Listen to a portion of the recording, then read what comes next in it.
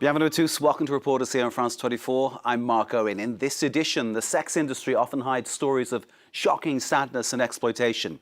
Pornhub is an online platform that is now under pressure to clean up its act after 50 women took it to court over allegations of sex trafficking and more, a case that was settled out of court. But will the exploitation end there? Our reporter Francois Riouet has been looking into this one. Francois, it's a closed world, the sex industry and everything that goes with it. I'm just wondering, how difficult was it to get people to talk about this? Hi, Mark. Yes, quite difficult indeed. It took several weeks, meetings online and in person to find someone like Debbie, who's in this report. Dozens of young women decide every month to try their luck in porn in North America, but most of them do so without telling any of their relatives what they're really doing for a living. Few of them will spend just a few weeks in the business before leaving it. What's certain is that the pandemic has seen a huge increase of activity of these online sex sites, and many alleged victims of these platforms say it's time for them to make less profits and accept more regulation.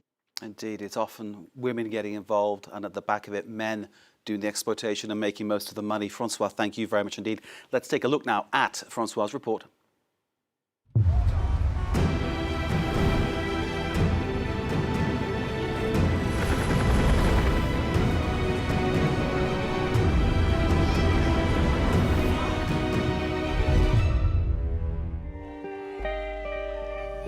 Yes, sir. C'est bon? It's Saturday afternoon in an Airbnb in Montreal. Parfait, ouais. Souris un peu. Parfait. Tu peux-tu te mettre comme tu étais là, de ce côté-là, puis cambre-toi. Ouais, sans tes fesses, c'est parfait. After weeks of research and many dead ends, the secretive world of the porn industry finally let our camera in. J'essaie d'avoir au moins comme 30-40 photos qui vont être utilisables. OK, puis là, on va faire que tu es en train de te déshabiller, genre. 24-year-old Debbie is a local porn star known online as Véronique Tincler. Salut, c'est Eden Ivy. Et Véro Tinkler. Aujourd'hui, on s'estime pour savoir c'est qui la plus cute et on va demander à Jessie Jones son opinion. Alors, rendez-vous sur Pécasse. Debbie and her partners of the day are used to low-budget shoots. They also do their own promotion on social media. Dis ton Twitter, dis son nom, ton Twitter. Est-ce qu'on peut taguer sur les fiches? J'en fais jamais. Ouais, je vais pas te taguer, ouais. Anything to keep the fans entertained. Jones is a Los Angeles-based Canadian with thousands of online followers. All right, guys, I have the nerdy glasses, so I'm playing the nerd. Today, I'm in Montreal playing with the gorgeous, what's your name? Véronique Tinkler. Tinkler, ooh, and? Eden Ivy. Oh my God, so guys, I'm gonna put their at and you can follow them either on Instagram, Twitter, whatever you want, but lucky guy today. Their work begins with makeup, signing a contract, and reading through the day's script. C'est le contrat. Well, that's my contract. The shoot in detail. There is my age, my name, everything. Everything is carefully prepared and approved of before action. Fait? Ouais. Bon. This camera filming their every move. Non, fait que vidéo promo concept 1 et action. Super, ça c'est parfait. Là, laquelle qui est la meilleure, là, je sais. Si tu te demandes. Depending on what's in the script, actors and actresses will earn between $1,000 and $1,200 Canadian dollars per day, about 700 to 800 euros.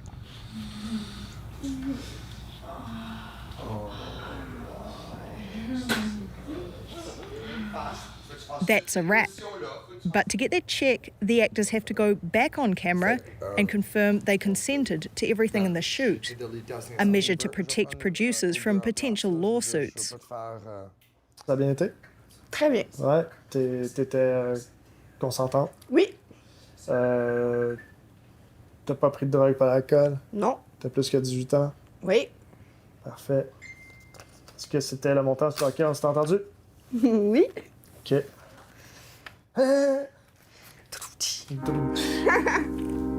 They'll edit today's shoot down to a 30-minute video available online for subscribers who pay a monthly fee. Short snippets might also be posted on free porn sites known as tubes to try to attract new viewers.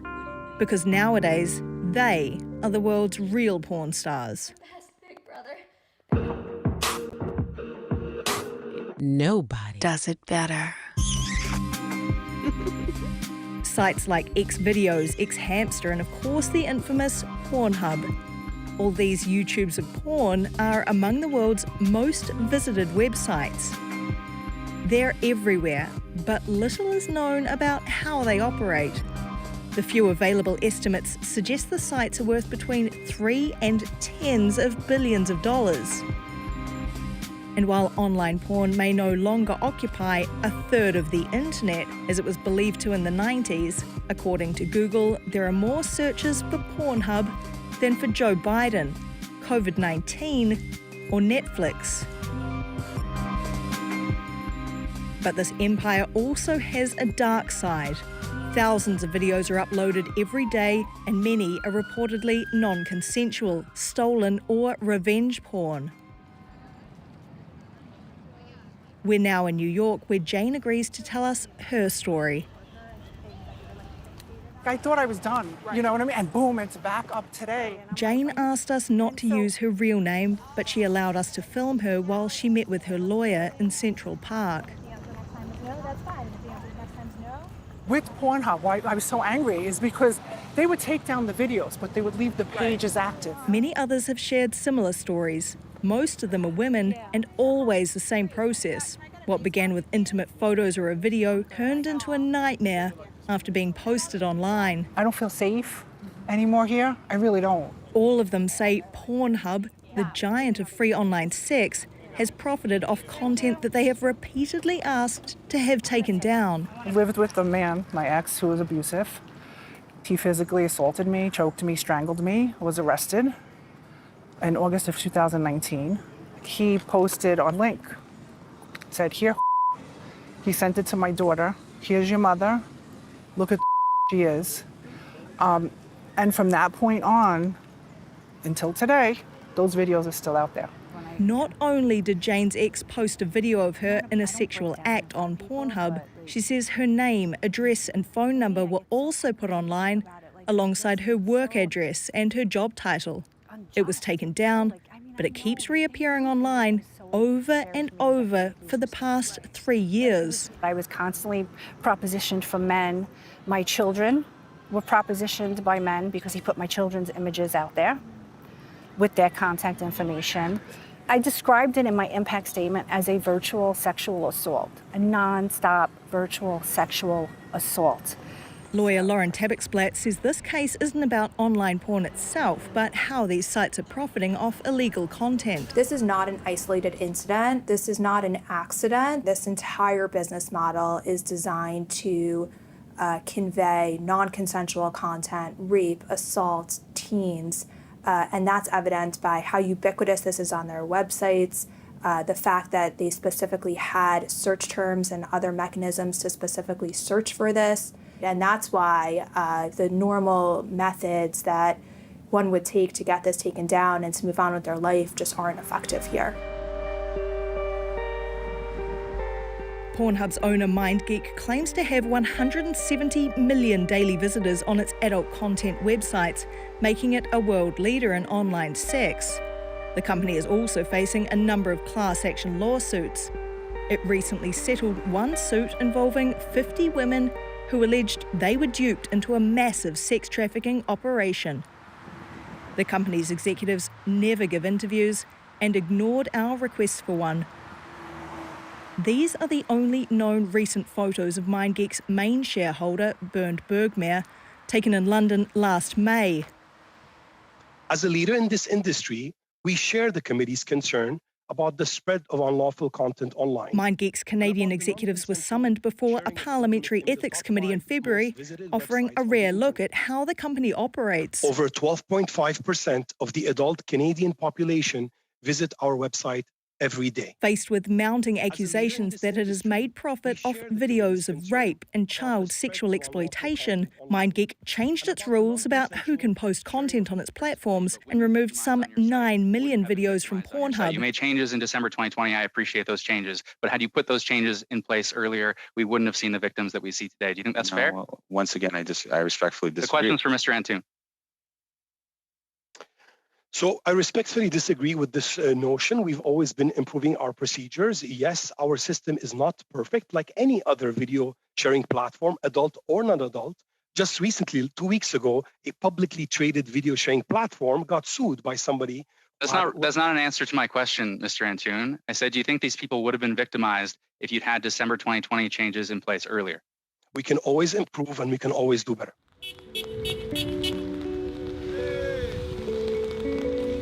MindGeek representatives often argue that they're in competition with totally unregulated foreign sites. They say they're now working with law enforcement to combat child pornography. It's too little too late for dozens of Canadian MPs who want the company to face criminal investigation. We come every Tuesday, 5 p.m. till 6 p.m. Activists in North America and Europe have been calling for greater scrutiny of porn platforms for years. Among them is Rafaela Diaz-Baez, who says she'll keep protesting until there's better regulation of adult content online. We're not going to let this be forgotten. I think often with news, it's this big thing, the ethics committee, but it can slowly just fade away. And we want to be here every week saying, don't forget about this, don't forget about this. Rafaela and her group are pushing for the adoption of Bill S-203, a law that would limit young people's access to sexually explicit material online. I've been campaigning since 2017 for the same thing. We want the same control over the internet that exists in the real world. Here in Quebec, children are not allowed in strip clubs. Well, the same should apply to these porn sites on the internet. We don't want to prevent the industry from existing. We want it to respect rules, to check that users are not children and that they know what they're watching. A similar call for regulation is coming from across the Atlantic, including from activists in Germany and France. En ligne, les enfants ne sont jamais seuls. In response to the explosion of child sexual abuse content and other online exploitation, Canada has launched a national strategy called the Digital Citizenship Initiative, a belated move that porn industry insiders have long called for.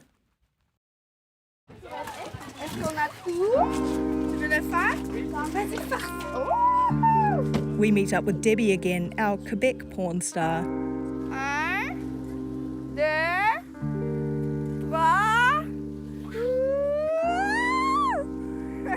She's glad that Pornhub has purged 2/3 of its unverified videos, but she admits that free tube sites are essential to business. If, let's say, I'm sharing on social media, Snapchat or Facebook, that I'm going on a shoot or else, the first thing I get asked is, can I get your free Pornhub link? Where can I get free videos of you? Do you have lots of videos on Pornhub? That's the first thing people ask me. Debbie faces another dilemma. She's a mother to young children, and she knows that one day she'll have to explain her career and her online legacy to them. Still, you type my name on Google and you have 3 pages of me naked. One day they're going to ask. They will know. What I expect from my kids is that they don't go out there and watch. If all of a sudden I say, I don't want anything of me online, photo, video, anything of me anywhere online, I think it's going to cost me like $500,000 there. It's super expensive. Digital immortality is now one of the biggest challenges for the internet. Pornhub's alleged victims have long suffered from the loss of their privacy. Now the site's owners are also getting a taste of what it feels like to face the spotlight. A report there by François Riouet, Fanny Chauvin and Lubna Anaki. François, as you can see, is still with us. Thank you, sir, for your report. I'm wondering, first off, if this legal case has made Pornhub clean up its act, because it's one thing to say you're going to do something, it's a different thing to see what happens. And the other thing as well is cleaning up the internet per se is such a massive job. At the heart of the problem, I suppose, is one of regulation of the internet. Yeah, well, Pornhub did make effort this year. They removed 2/3 of their videos online and only allowing verified users now can upload content on the platform, they say. But many other foreign porn videos, tubes like this, don't even try to check the content before displaying it online, and that's the problem. Many say more has to be done to regulate the internet, and porn platforms are not the only ones to blame, as Pierre Trudel, a law professor here, explained to me. Let's hear it.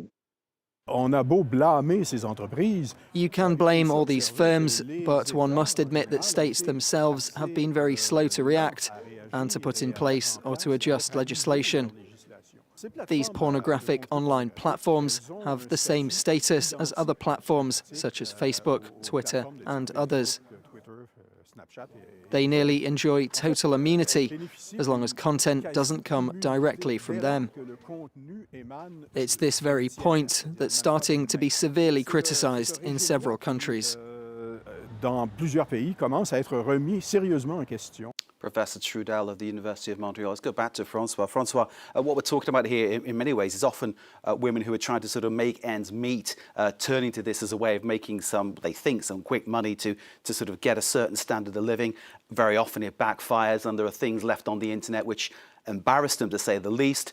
Sometimes it's women who've been completely exploited, talk about rape, talk about sexual violence, all kinds of horrific things, which, you know, they shouldn't be in the public domain. They shouldn't be happening anyway. It's disgraceful that it's going on.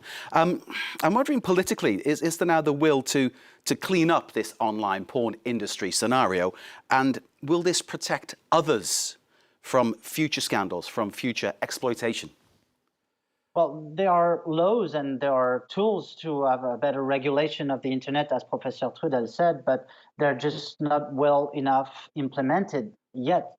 Germany and France, for instance, are trying to improve their laws and their tools online to prevent the too young child to have access to this website, but it will always almost be impossible to know who's really behind the keyboard, right, on the internet. So as Professor Trudel said, again, it will take full cooperation of all the states who host these platforms to have a better regulation of the World Wide Web. And unless these giants of the porn online will cooperate with the states, we will likely have more scandals in the future. Francois, that is a depressing word to end on, but nonetheless, we appreciate your analysis and focus on this really important subject. Francois Riouet, thank you very much indeed for being with us, and thank you for your film. If you would like to see Francois' film again, you can, of course, on our website, france24.com. This is Reporters on France 24. Stay with us. Most of all, please stay safe.